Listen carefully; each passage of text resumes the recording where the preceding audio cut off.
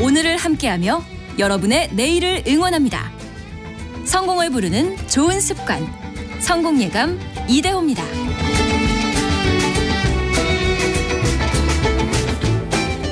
9월 28일 목요일 성공예감 이대호입니다. 함께하고 계십니다. 성공예감 이대호입니다. 자, 2부가 시작되는 시간 10시 5분입니다. 저희가 경제 상식 퀴즈 내드렸는데 그 정답을 알려드리겠습니다. 한 글자, 과일 이름, 가격이 최근에 많이 올랐던 배가 정답입니다. 배. 많은 분들이 정답 보내주셔서 너무나 감사드리고요. 8743님 정답 배입니다. 시골 가는 길 너무 막혀요. 배 타고 가고 싶습니다. 그죠. 뱃길이 막히지는 않죠. 1276님 고향 가는 길 지금 6시간째 가고 있어요. 라고 요 문자 메시지를 거의 약간 1시간 전쯤에 보내주셨거든요. 지금은 7시간째 가고 계실지 혹은 도착을 하셨을지 모르겠네요. 1276님 고맙습니다. 그리고 0558님께서는 아버지가 80이 넘으셨는데도 아직도 배 농사를 짓고 있습니다. 올해는 수확량이 너무 적어서 걱정하고 계십니다. 이번 추석에 찾아뵙고 용돈 듬뿍 드려야겠네요. 라고 0558 효자분께서 문자를 보내주셨습니다. 사실 수확량이 줄어드니까 가격이 오르는데 그 가격이 오른 만큼 우리 농민분들께도 좀 그 값이 좀 들어가야 될 텐데 또 유통 쪽에서도 또 많이 가져가고 해서 좀 안타까움도 있습니다. 0232님 성공예감 이대호입니다. 매일 운전하면서 들어서 문자를 못 보냈는데 연휴라서 문자를 보냅니다. 이 시대 최고의 앵커가 진행하는 성공 프로입니다. 라고. 제 이야기는 아니고요. 0232님 뭐라도 챙겨드리겠습니다. 자꾸 마음이 가네요. 고맙습니다. 4318님 배를 사서 배에 넣고 배를 타고 고향 갑니다. 약간 좀 자기적이기는 한데요. 아무튼 문자 보내주셔서 고맙습니다. 여러분의 의견 계속해서 받습니다. 짧은 문자 50원, 긴 문자 100원이 드는 샵 9730이나 KBS 콩으로 올려주시면 계속해서 또 소통을 하겠습니다. 아무래도 많은 분들이 자동차로 이동을 하고 계실 겁니다. 이번 추석 연휴에 하루 평균 575만 명이 이동을 하고요. 고속도로를 이용하는 차량이 하루에 531만 대로 추산이 된다고 하네요. 엄청납니다. 자동차 다들 좀 점검 꼼꼼히 하셔야 될 텐데요.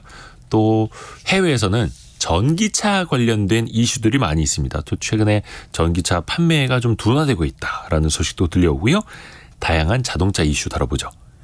퓨처 모빌리티 연구소의 권용주 소장, 오토타임즈 김성환 기자 함께합니다. 안녕하세요. 네, 안녕하세요. 두 분도 자동차로 이동을 하시겠죠? 네, 맞습니다. 그렇죠. 이번 연휴 때 어디 멀리 혹시 안 가십니까? 근교로 이동할 것 같기는 한데 꼭 자동차가 필요합니다. 그렇죠. 네. 저는 집에서 쉬어야 됩니다. 쉬셔야 돼요? 목이 안 좋아서.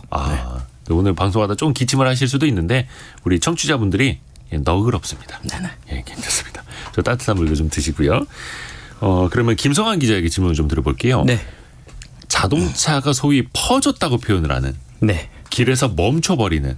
네. 그래서 본인 열고 길 한가운데 멈춰버리는. 또 그래서 그것 때문에 교통체증이 유발되는 사례들이 생기지 않습니까? 네, 한두 번쯤은 봤겠죠. 네. 그 원인이 참 다양할 것 같아요. 네, 이 차가 멈추는 이유는 다양하지만 보통 제때 관리를 하지 않았을 경우에 발생이 됩니다. 이 엔진 오일과 같은 차의 심장을 뛰게 하는 각종 오일류를 제때 갈지 않아서 발생할 수도 있고요. 또 배기가스 장치가 원활히 작동하지 않거나 배터리 전압 등이 부족했을 때도 차가 멈출 수 있습니다. 보통 평소에 하지 않는 장거리 주행 시에 발생할 확률이 높고요. 또 더욱이 명절 같은 오랜 시간 차를 또 무리하게 이제 긴 시간 이동을 하는 경우에 고장이 나기 쉬워서 반드시 사전 점검이 필요합니다. 사전 점검 해야 되는데 항상 차가 멈추고 난 뒤에야 그렇죠. 그때 생각이 나죠. 사실 사전 점검은 받기가 쉽죠. 쉬워요? 네. 그냥 가서 점검해 달라 그러면 해주잖아요. 물론 돈을 내야겠죠. 본인들이 하기가 쉽지 않은 거죠. 그러니까 이제 가기 전에 한 번씩 들러라라고 얘기하는 거죠. 이게 근데 비용이 좀 들지 않습니까? 비용이 드는 것도 있는데 타이어 공기압이라든지 우리가 정말 꼭 필요로 하는 이런 필수 소모품 사전 점검은 그냥 카센터나 서비스센터 가면 시간이 이제 조금 걸릴 뿐이지 무료로 받는 경우도 많습니다. 그렇습니다.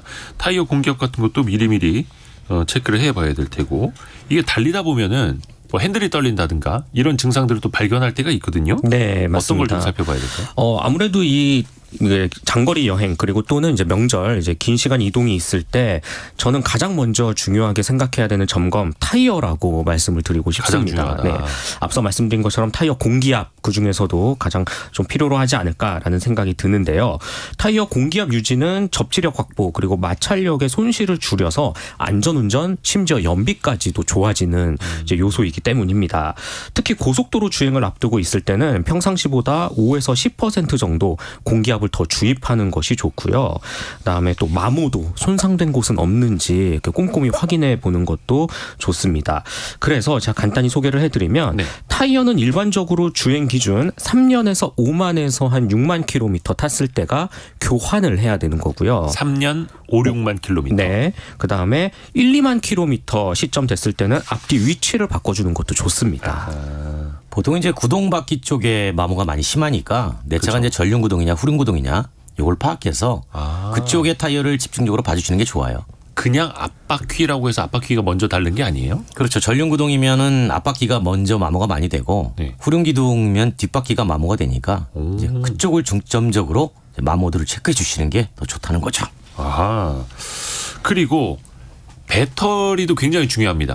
맞습니다. 네. 그리고 이게 전기차 타시는 분들한테는 그게 말 그대로 핵심이고. 더 중요하고요. 사전에 네. 좀 어떻게 점검을 하면 좋을까요? 네. 이번 추석 연휴는 일단 예년에 비해 다소 빠른 편이라서 더위가 채 가시지도 않았고 네. 또 올해 유난히 또 비도 많이 왔잖아요.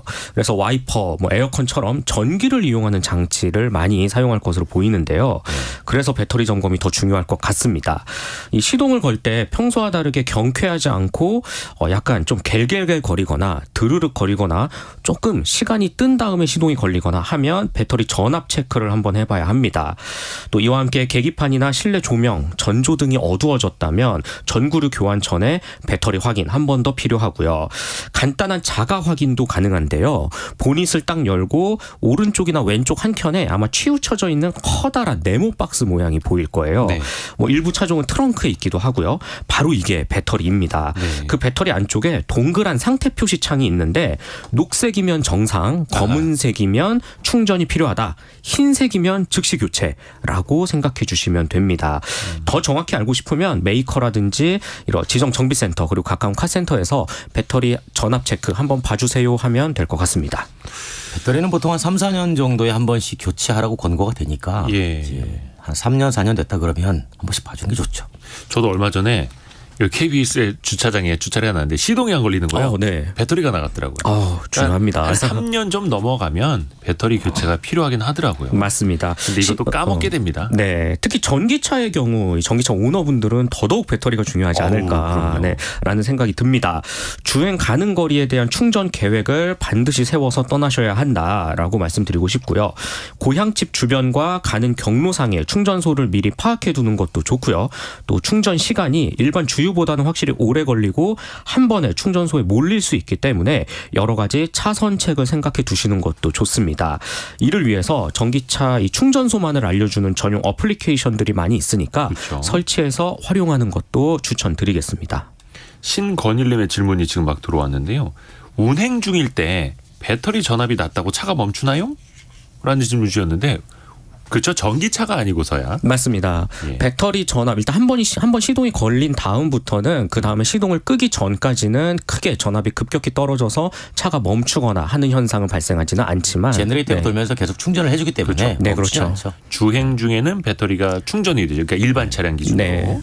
근데 한동안 운행을 안 하고 있다가 다시 시동을 켤 때 그때 안 걸릴 수 있습니다. 네. 정말 멈추는 경우에는 제너레이터가 충전을 못 해준다는 얘기입니다. 이 얘기는 제너레이터에 문제가 있다는 얘기예요. 그러니까 배터리가 이제 얼마 안 됐을 때. 그렇죠. 배터리는 정상인데 제너레이터가 충전을 못 해주니까 배터리가 충전이 안 돼가지고 전기가 못 나오는 거니까 이때는 제너레이터를 점검을 해와야 되죠. 그렇죠. 제너레이터는 자동차의 발전기와 발전기 역할을 하는 거죠. 네.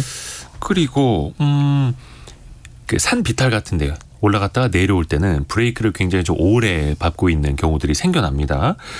사실 근데 이게 브레이크 같은 경우에는 사전적으로 뭔가 좀 점검을 하시는 분들이 굉장히 드물더라고요. 타이어는 맞아요. 공기압 네. 이런 게 눈에라도 띄는데 이거 좀 어떻게 체크해야 될까요? 제동 장치는? 네, 제동 장치 경우 앞서 말씀드린 것처럼 타이어 다른 와이퍼라든지 소모품에 비해서 교환 주기라든지 전체적으로 감안했을 때 신경을 좀 덜 쓰는 요소이긴 합니다. 그렇죠. 그런데 이제 차를 멈추는 정말 안전 필수 장치이기 때문에 꼭 점검이 필요한데요. 먼저 평소 앞바퀴에서 이렇게 삑 하는 약간 쇠가 갈리는 소리가 난다 하면 쓱 하는. 맞아요. 네. 이 브레이크 패드를 의심해 봐야 합니다. 많이 닳았다라는 뜻이고요. 브레이크 패드는 앞쪽의 경우 2만 킬로미터, 뒤쪽은 4만 킬로미터마다 교환하는 것이 일반적입니다. 그리고 가장 기본이 되는 건 브레이크 패드이지만 브레이크 오일도 같이 한번 확인해 주면 좋을 것 같습니다. 브레이크 오일은 브레이크 자가 작동을 했을 때 이 고온의 열이 발생해서 이 교체 주기가 한 3만 킬로미터로 짧은 편이거든요. 네. 그래서 엔진룸에 있는 브레이크 오일 탱크의 표시 등을 확인하거나 이 역시 각종 카센터라든지 찾아가서 한번 봐주세요라고 말해보는 것도 좋을 것 같습니다. 그 보닛을 열면은 브레이크 오일이 눈에 잘 띄는 곳에 있더라고요. 요거는. 네네. 예, 그래서 그 적정한 선 그 위로 찰랑찰랑 위에 있는지 그것보다 낮은지 항상 봐야 되고요. 그게 네. 이제 내려갔다는 얘기는 브레이크는 마찰제가 마찰을 하면서 예. 잡아주는 거기 때문에 마찰제가 소모가 되면 그 소모된 양만큼 오일이 더 많이 내려가게 돼 있어요. 그러니까 마찰이 많이 돼서 패드를 바꿔주라는 시점은 브레이크 오일이 떨어졌다, 마찰제가 많이 달았다는 얘기예요. 그러니까 패드를 교체해주면 다시 오일은 정상적으로 올라갑니다. 그리고 타이어를 한쪽으로 쭉 꺾어서 브레이크 패드 두께가 얼마나 남았는가 이렇게 후레쉬 같은 거 비춰서 보는 것도 하나 요령이 될 테고요. 네. 또 하나 사전 점검 같은 거 받고 싶어도 이거 어디 정비소 가면 저거 가셔야 됩니다. 이거 갈아야 됩니다. 막 그럴까 봐 걱정이 되기도 하거든요. 네. 좀 어떻게 저렴한 방법으로 점검을 받을 수 있는 방법이 있으면 좀 알려주세요. 네, 물론 있습니다. 특히 이 명절을 잘 활용하는 것도 저는 아주 좋은 방법이겠다라는 생각이 드는데요. 이 각 제조사가 이번 추석맞이 자동차 특별 점검 서비스 등을 펼치고 있습니다. 먼저 현대차와 기아 전국 서비스 거점에서 이 특별 무상 점검을 진행하고 있고요. 오일류라든지 에어컨, 타이어, 브레이크 패드라든지 여러 가지 점검을 해주고 있습니다. 필요시에 워셔액도 보충해 준다고 해요.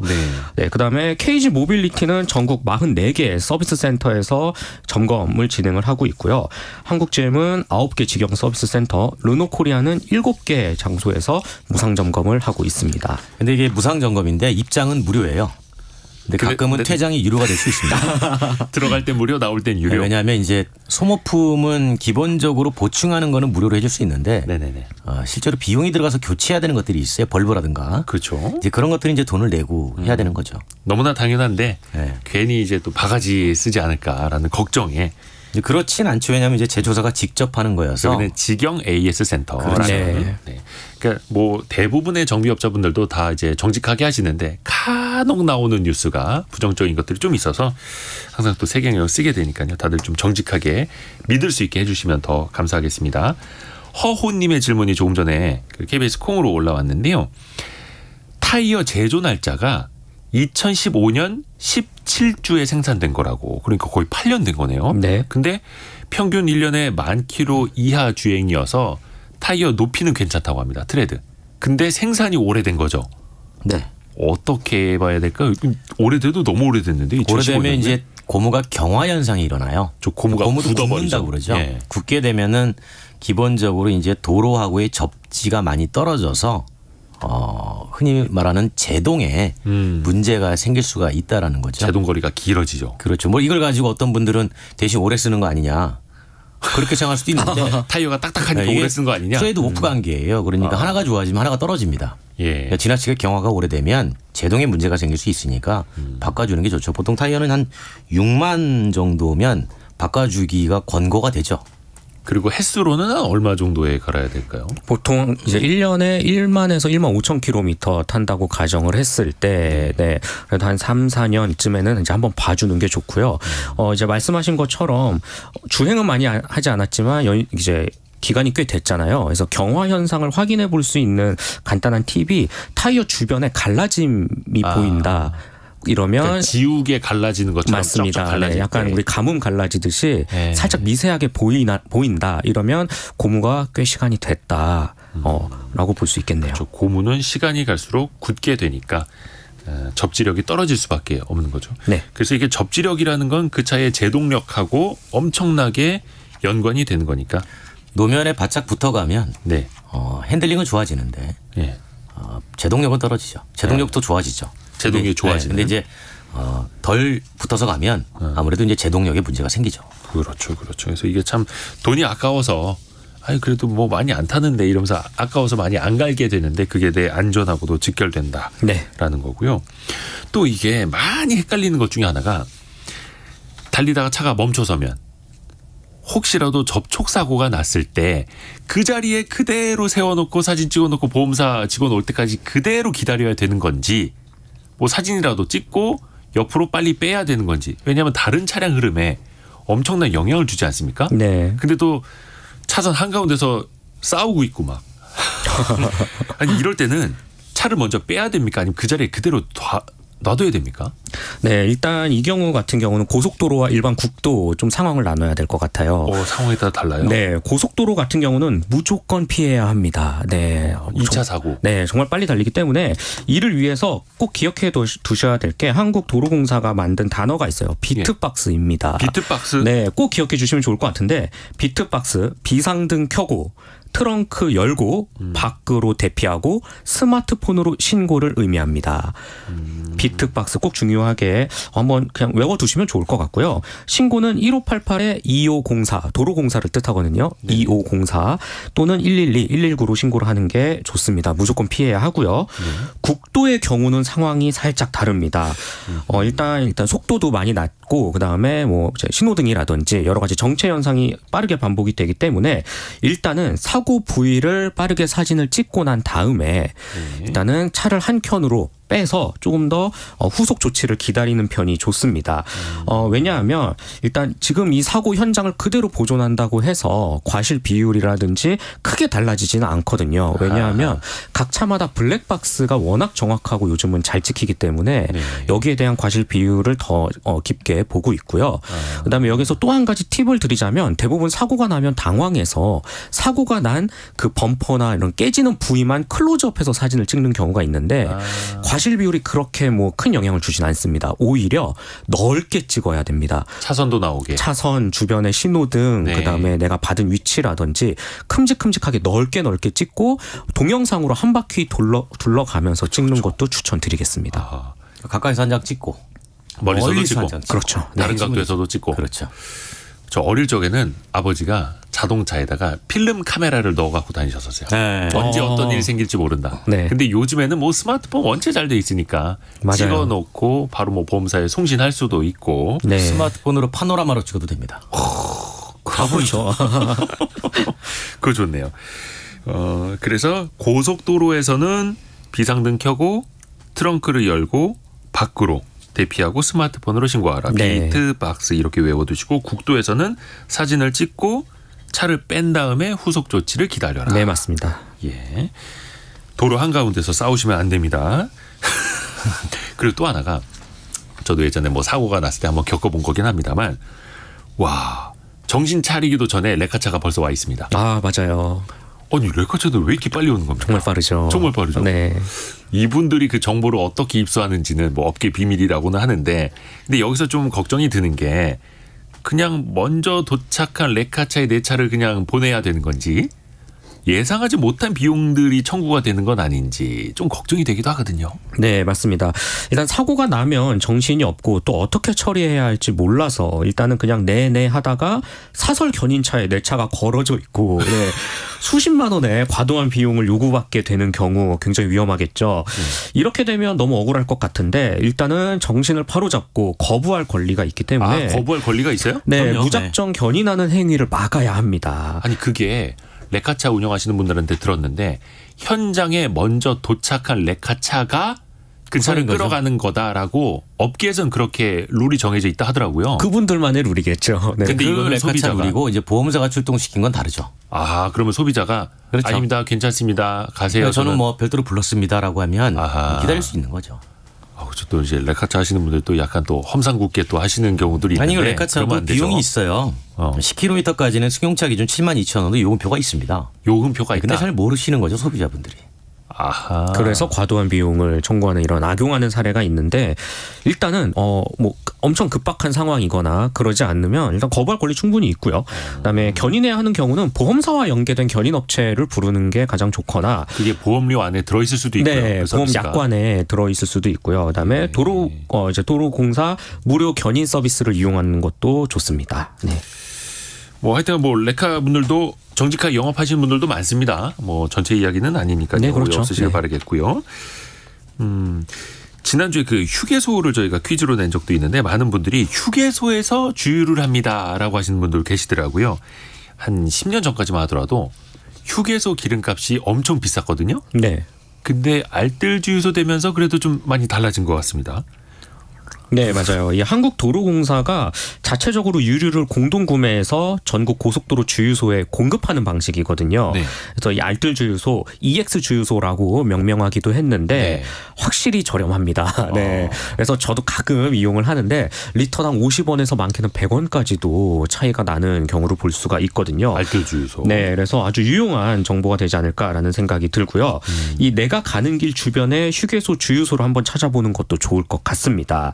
확인하는 방법은 매우 간단한데요. 한국석유공사 유가정보 사이트 오피넷을 통해서 도로, 경로, 그리고 지역별 당일 날짜 기준에 저렴한 주유소를 찾을 수가 있습니다. 요즘은 다 비교해 보시더라고요. 그렇죠. 네, 웬만하면은 본인이 가는 경로상에서 다 비교해 보고 내가 어느 휴게소에서 쉴 거야. 미리 다 정해놓고 가기 때문에 요즘 기름값이 또 비싸서 네, 비교하시는 분들이 훨씬 많더라고요.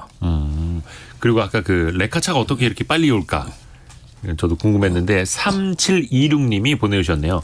사고 주변을 자주 다니는 영업 차량에 제보 전화번호를 미리 주고 제보 시에 소정의 비용을 지급하는 방식입니다. 그러니까 뭐 택시라든지 여러분들한테 주변에 사고 난 거 보시면 연락 주세요. 네. 이런 식으로 또 영업을 하는군요. 그리고 그 차들이 주로 이제 사고가 많은 지역에 늘 대기하고 있어요. 상주에 있죠. 네. 그러니까 사고가 많이 다발 구간. 사고 지나가다가 다발 구간에. 레카차가 많은 지역을 보시면 여기가 사고 다발 지역이구나라고 생각하시면 안전 운전해야겠다. 네. 조심해야겠다. 맞습니다. 맞습니다. 자, 그리고 좀 다른 이슈로 넘어가 볼까요?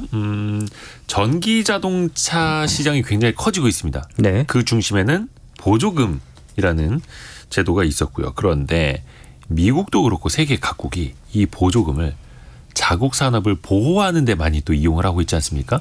그래서 미국은 IRA라고 인플레이션 감축 법안이라는 게 등장을 해서 뭐 현대차도 그렇고 미국에다 또 어쩔 수 없이 공장도 많이 짓는다고 하고 하는데 최근에는 또 프랑스가 비슷한 거를 꺼내 들었어요. 네, 프랑스 정부가 프랑스판 IRA를 또 이제 꺼내 들었는데요.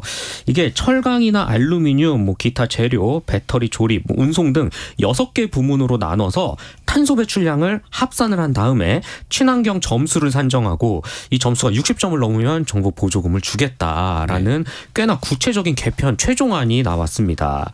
문제는 이번에 공개된 이 최종안을 보면 한국과 중국 등 동아시아 국가에서 생산되는 전기차가 좀 불리한 계산법이 나온다라는 이야기가 들고 있는데요. 예를 들어서 알루미늄의 경우 이제 유럽과 북미 대륙의 탄소 배출량이 한 8km 중반 정도 되는데 한국과 중국은 18kg, 막 20kg을 넘거든요. 이렇듯 철강과 배터리, 뭐 운송 거의 모든 부문에서 한국이나 중국에서 만든 전기차가 유럽이나 미국산 전기차보다 탄소 배출량이 많습니다. 이렇게 되면 보조금을 못 받는 게 아니냐 이런 우려가 나오고 있는 거죠. 그러니까 이제 지금 동력 전환 시대잖아요. 동력 전환 시대. 네. 그 예전에 이제 마차에서 내연기관으로 바뀔 때 내연기관이 마차랑 경쟁을 한 것처럼 그러니까 동력 전환 시대에는 새로운 산업이 이루어지니까 그 새로운 산업을 일으키고자 하는 욕망들이 각 나라에 있는 거죠. 그러면 단순하게 운행 과정에서 탄소 배출이 적다고 전기차 보조금을 주는 게 맞는 거냐. 네. 처음엔 그렇게 시작을 했어요. 그런데 지금은 그게 아니고 그 산업을 우리가 주도해야 되겠다. 자, 그러면 그 보조금을 단순하게 남의 나라에서 만든 것까지 우리가 줘야 될까? 그쵸. 라는 생각을 하게 되는 거고 계속 팔이 안으로만 굽는 그래서 거죠. 전기차는 지속적으로 보호주의로 갈 수밖에 없는 거예요. 네. 또 금액도 크다 보니까. 그렇죠. 그 산업이 지금 계속 장벽으로 작용을 하고 있는 거죠. 네, 일단 그래도 프랑스판 IRA만 놓고 보면 일단 업계에서는 이번 조치가 중소형 전기차에 좀 한정되어 있고 또 프랑스만 적용하는 만큼 이런 판매량 등을 봤을 때 이제 국내 기업에 좀 타격이 그렇게 크지는 않을 것이다. 미국 IRA와 비교해서. 그런데 문제는 이제 이번 정책이 유럽 전체로 각 나라별로 확대될 수 있다는 점은 우려를 나타내고 있습니다. 그렇죠. 이거 뭐 너도 나도 보호무역주의 하는데 가만히 앉아서 다른 나라 기업들에게 퍼주고 있으면 우리만 손해인 거고 다들 그렇게 느낄 거 아닙니까? 네. 어느 나라 국민이든. 또 하나 걱정이 드는 게 그래서 우리 완성차 업계도 뭐 미국이나 뭐 해외 진출 많이 했는데 이렇게 되면은 뭔가 좀 전략을 수정해야 되는 것 아니냐. 이런 이야기가 나올 법도 해요. 네, 전략 수정은 불가피해 보일 것 같습니다. 각 나라별로 더욱더 강하게 자국 산업을 보호하고 있기 때문인데요. 더욱이 자동차는 개발과 생산, 판매가 전부 각기 다른 나라에서 이루어지고 있는 이 각 나라별 규제에 대응해야 하는 셈법이 있습니다. 네. 더욱 복잡할 수밖에 없고요. 미국의 경우는 이 정부 차원에서 외교적 방법까지 모색하면서 전기차 판매 규제 완화에 노력을 했었고 또 현대차의 경우 미국의 공장 건설 등을 약속하면서 해결책은 찾는 모양새였는데 유럽은 또 상황이 다릅니다. 이 전통적인 자동차 제조 강국이 많기도 하고요. 그만큼 더 강한 보호무역이 나올 수도 있다는 주장이 있습니다. 일단 프랑스를 시작으로 유럽 전역으로 퍼지게 될 이러한 기조를 유심히 보고 대응할 필요가 있어 보입니다. 결국은 이게 다 이제 중국을 겨냥한 거잖아요. 네. 이제 중국을 겨냥할 때 우리나라도 중국을 겨냥할 때 같이 포함돼서 겨냥이 되는 거고 이 얘기는 현지에다 공장을 많이 지으란 얘기입니다. 네. 자기네 땅으로 와서 공장 지어라. 그렇죠. 우리나라에 공장 짓지 말고 네. 여기다 지어라. 아, 참 점점 더 힘들어집니다. 그렇다고 해서 세계 각국의 대한민국 자동차 공장을 지을 수도 없는 노릇이고요. 그러면 이제 우리나라에 있는 일자리가 다 나가겠죠. 네, 그렇죠. 이것도 한번 또 각국의 움직임을 계속해서 좀 주시를 해야겠습니다. 그리고 또 하나 지금 변화가 일고 있는 게 전기차 판매량 많이 늘고 점유율도 거의 2자릿수 이상 올라왔는데 몇몇 나라에서 속도 조절하는 게 보입니다. 대표적으로 영국 같은 경우에도 내연기관 이 신차 판매 금지 시기를 원래는 2030년이었는데 35년으로 좀 미루자라는 이야기가 나왔죠. 이게 왜 그럴까요? 네, 일단은 복합적인 관점에서 바라볼 필요가 있습니다. 먼저 자국 내 일자리 보호 측면이 있는데요. 일단 전환이 급속화되면 기존 내연기관 산업 위주의 일자리가 대폭 흔들릴 수 있기 때문입니다. 네. 즉 나라별 산업의 근간이 되는 제조의 과정이 매우 크게 달라질 수 있어서 네. 분위기를 살피는 것으로 풀이가 되고요.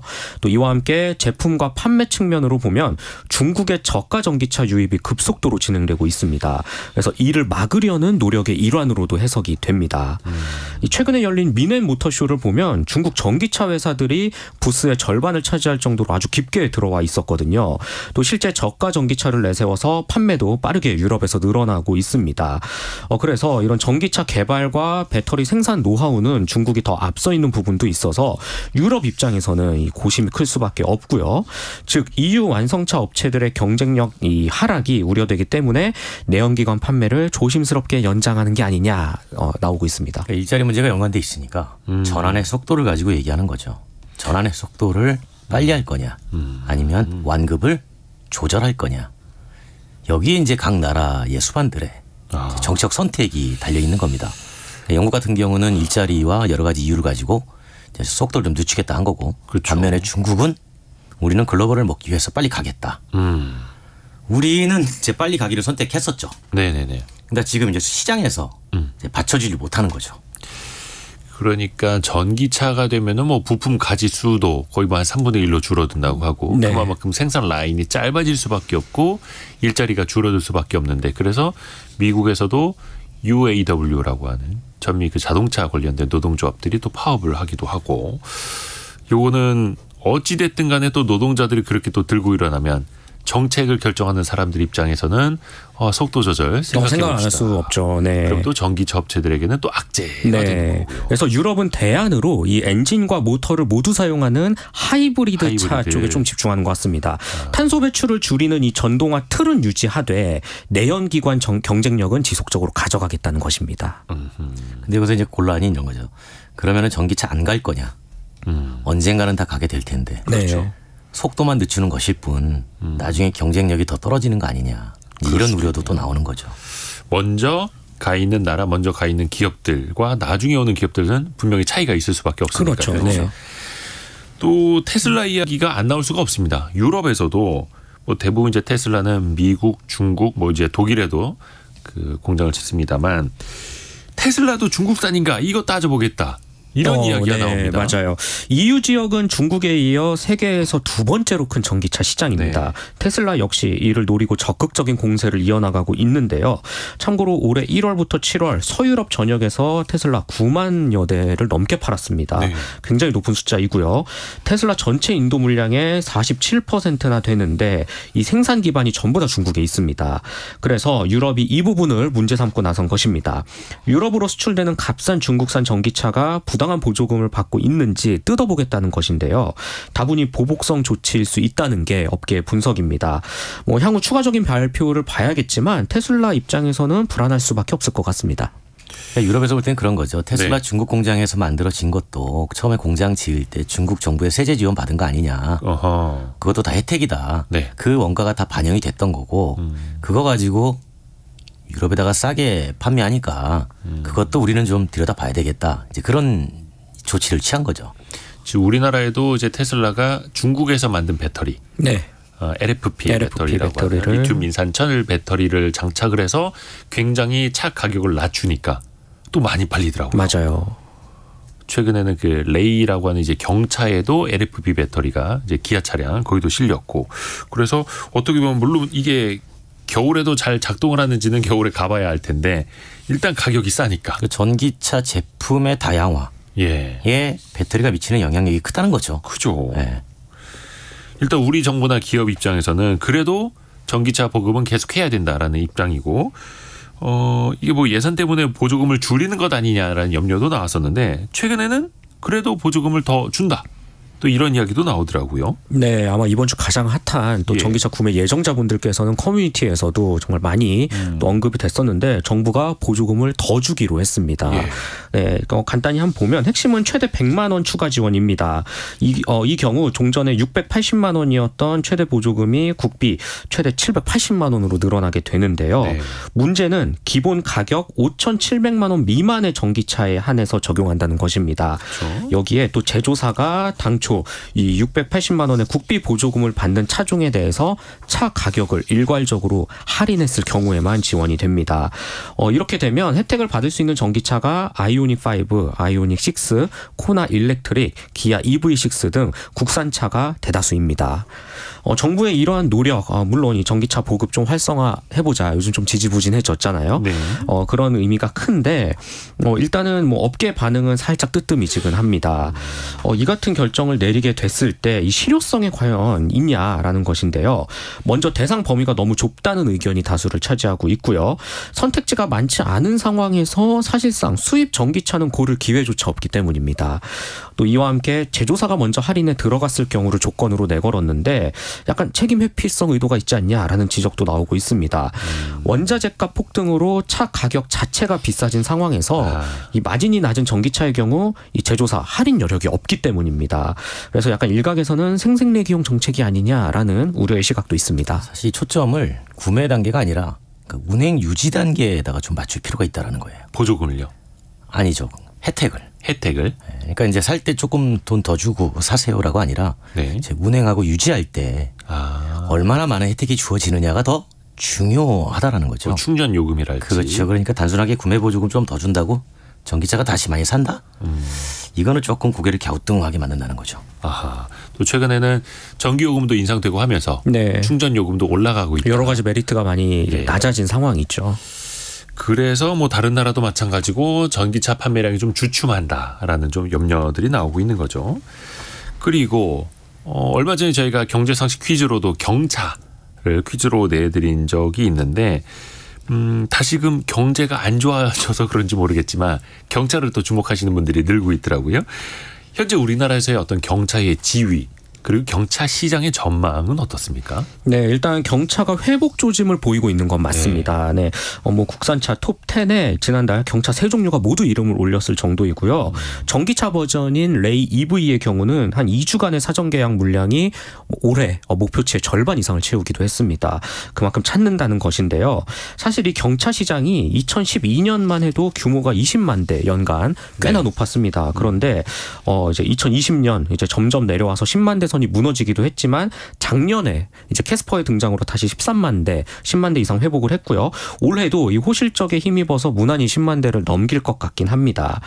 일단 경차를 선호하는 이유는 일단 고금리가 지속되고 또 유가가 오르면서 상대적으로 경제성을 찾는 소비자들이 높아졌다라고 볼 수가 있겠고 또 이제 레저 활동을 즐기는 세컨드카라든지 이제 배달 등 경상용차의 용도로 활용하고 있는 것도 판매 증가의 원인으로 보입니다. 경차가 전기차로 등장을 했잖아요. 이제 레이도 그렇죠? 전기차 모델이 네. 나왔어요. 그러니까 저렴한 가격에 이용 과정에서 혜택이 많다라는 거예요. 그러니까 제가 좀 전에 말씀드린 것처럼 구매가 아니라 혜택의 단계에서 이용의 과정을 좀 볼 필요가 있다라는 거죠. 네, 이 경차 혜택과 전기차 혜택을 모두 누릴 수 있기 때문에 약간 굉장히 메리트를 갖고 있죠. 근데 그게 경차는 배기량 1000cc 미만이 경차잖아요. 네.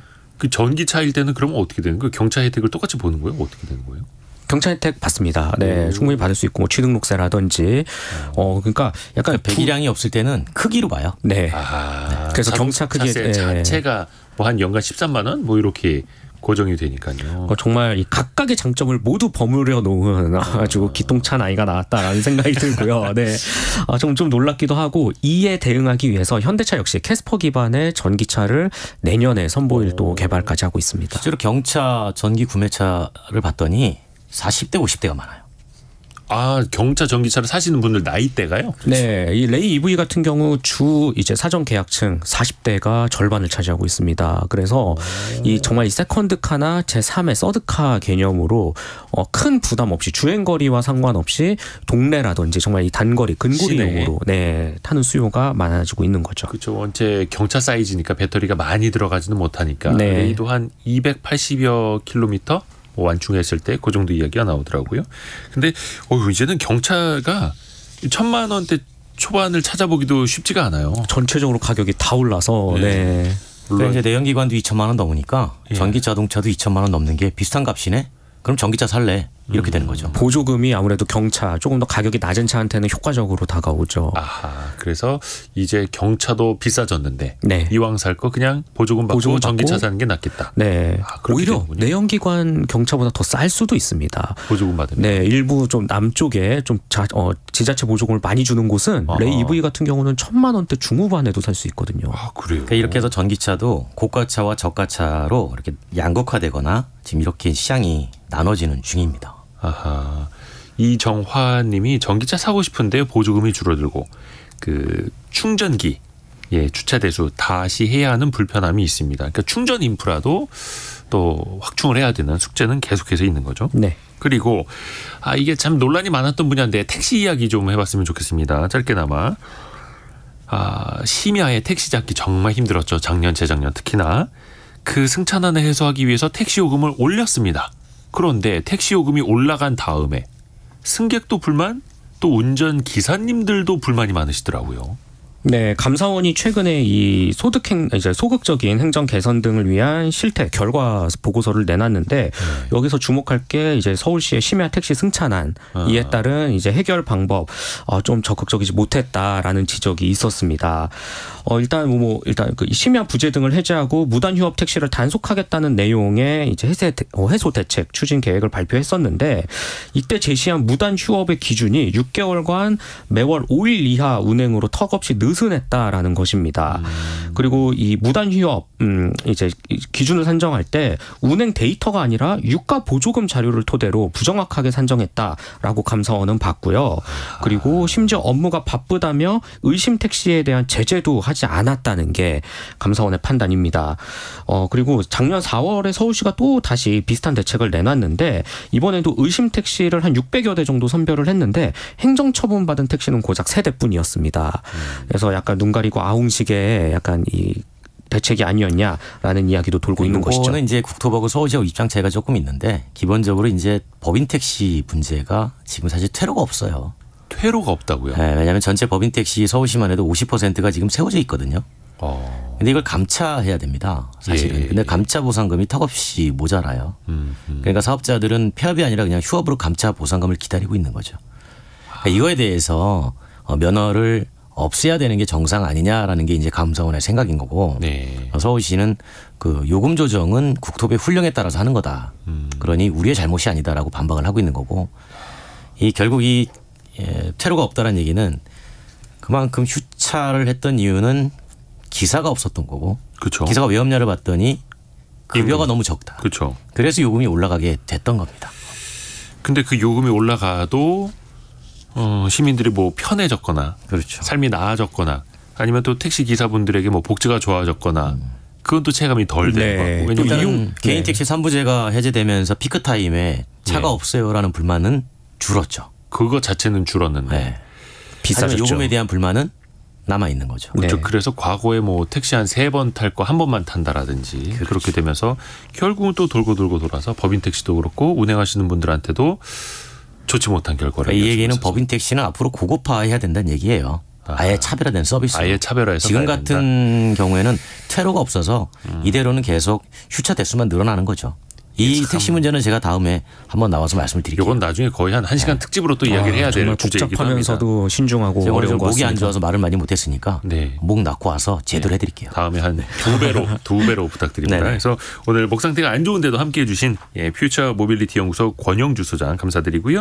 오토타임즈 김성환 기자도 휴일에 또 함께해 주셔서 고맙습니다. 네, 감사합니다. 감사합니다. 라디오 정보센터 잠시 다녀옵니다. 북한이 지난 26일부터 이틀간 최고인민회의를 열고 핵무력 정책을 헌법에 명시했다고 밝혔습니다.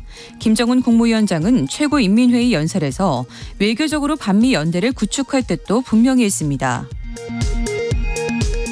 올해 1월에서 7월 서울 아파트 실거래가 지수는 누적 11.17% 상승해 작년 하락분의 절반가량 회복한 것으로 나타났습니다. 지난해 17.15% 하락한 전국 아파트 실거래가 지수는 올해 7월까지 누적 4.41% 오른 것으로 집계됐습니다. 세입자의 전세보증금을 상습적으로 돌려주지 않은 악성 임대인 334명이 떼먹은 보증금이 1조 6천억 원이 넘는 것으로 나타났습니다. 악성 임대인 명단은 올해 안에 공개됩니다. 추석 연휴 기간 전국 600여 개 동물병원에서 진료를 받을 수 있습니다. 농림축산식품부는 오늘부터 다음 달 3일까지 추석 연휴 기간에 전국 600개 이상의 동물병원이 문을 연다고 밝혔습니다. 지금까지 라디오 정보센터 뉴스 정원나였습니다. 자, 오늘 휴일에도 성공예감 애프터 서비스는 계속됩니다. 여러분의 질문이 들어오니까요. 자, 오늘은 이혜리 리포터와 같이 대답을 해드릴게요. 안녕하세요. 안녕하세요. 자, 어떤 질문 들어볼까요? 네, 어제 경제상식 퀴즈 정답이 국민건강보험이었는데요. 휴대전화 뒷번호 0554번님이 네. 은퇴를 앞둔 63세 1인 가구입니다. 은퇴 후엔 국민건강보험금은 어떻게 측정이 되나요? 라고 질문 주셨어요. 아마 그 은퇴를 하시면은 그 직장에서 퇴직을 하시면 자동으로 직장 가입자에서 지역 가입자로 변경이 되는 걸로 알고 있습니다. 네. 왜냐하면 회사에서 퇴직 처리를 하고 나면 이게 또 그 데이터가 건강보험공단으로 넘어가기 때문이죠. 그리고 또 이미 계속 가입자로 이어질 수도 있는데요. 요거는 은퇴자들 대부분이 여기에 해당이 된다고 하고요. 은퇴 후 3년간 가능하다고 합니다. 만약에 3년 안에 다시 취업을 하면은 직장 가입자로 또 네. 다시 변경이 되는 거죠.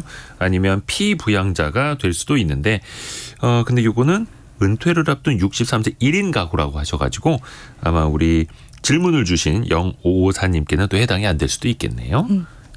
그리고 휴대전화 뒷번호 7913번님이 궁금한 점 보내주셨는데 직장 다니는 엄마 밑에 피부양자로 등록이 되어 있습니다. 이번에 소득이 많다고 탈락했는데요. 네. 다시 소득이 줄었다면 들어갈 수 있나요? 그리고 어떻게 신청하면 될까요? 라고 이렇게 질문을 주셔서 네. 제가 알아보니까 이 피부양자라는 게 가족의 건강보험에 등록된 사람이에요. 그래서 그렇죠. 본인 부담금은 없는데 보통은 이제 국민건강보험료는 연소득 기준으로 보험료가 지급이 됩니다. 그래서 소득이 줄었다면 다시 피부양자로 신청을 할 수가 있고요. 국민건강보험공단이나 또는 각 지역의 지사로 가서 신청을 하면 되는데 고객센터 번호 안내드리면 1577-1000번 1577-1000번으로 문의를 하시거나 아니면은 그 국민건강보험공단 홈페이지에서 지사 찾기 하면 연락처 주소 나와 있습니다. 예전에는 그 의료보험증이라고 하는 거. 네. 의료보험 카드 이게 집으로 날라와서 맞아요. 자동으로 이렇게 변동이 됐네? 알 수 있었는데 요즘엔 그게 따로 실물이 안 나오다 보니까 좀 헷갈리실 수 있는데요. 국민건강보험공단 고객센터 1577-1000번, 1577-1000번입니다. 다음 질문도 들어보죠. 네, 청취자 박미영 님이 질문을 주셨는데 국민건강보험 이 급여와 비급여를 나누는 기준은 무엇인가요? 라고 질문 주셨어요. 이게 참 헷갈립니다. 급여, 비급여 이름이 어려운데 네. 급여는 그냥 건보 적용이 되는 거. 비급여는 건보 적용이 안 돼서 좀 비싼 의료비 네. 이거죠. 그래서 그 기준을 좀 찾아보니까 정부, 의사, 공단 그리고 전문성 있는 전문가가 서로 논의를 해서 네. 의학적으로 이게 필요한지 또는 비용 효과성이 적정한지 이런 부분들을 검토해서 위원회를 거쳐서 급여화하고 있습니다. 단일 규정이 따로 있는 건 아니고요. 가장 중요한 기준은 비용 대비 효과가 있는지에 대한 여부. 이게 가장 중요하다고 볼 수 있습니다. 네.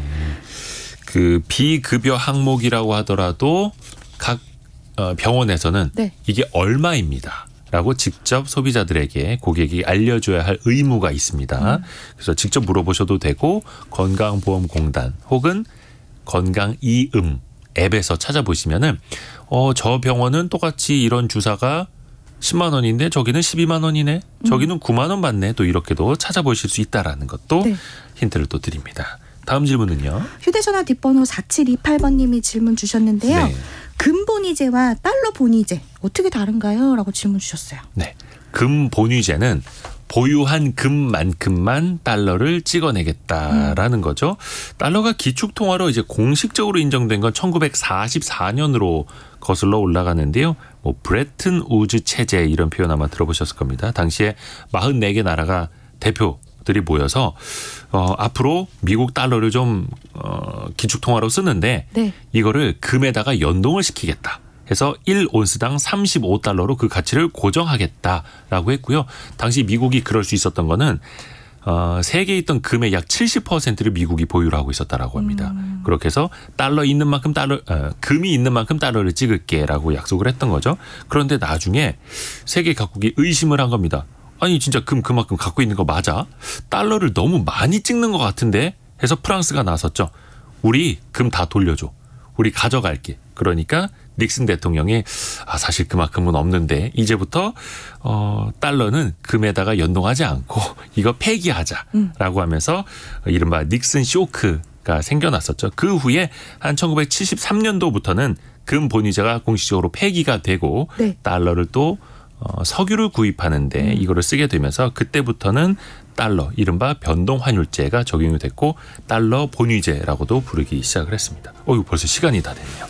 자, 오늘도 이혜리 리포터 고생 많으셨습니다. 고맙습니다. 자, 오늘 저희가 9월 28일 연휴의 시작 목요일을 생방송으로 함께했고요. 긴 연휴 즐겁고 건강하고 행복하게 보내시길 바라겠습니다. 행복한 추석 연휴 계속해서 저희도 응원을 합니다. 성공예감은 오늘도 여러분을 응원합니다.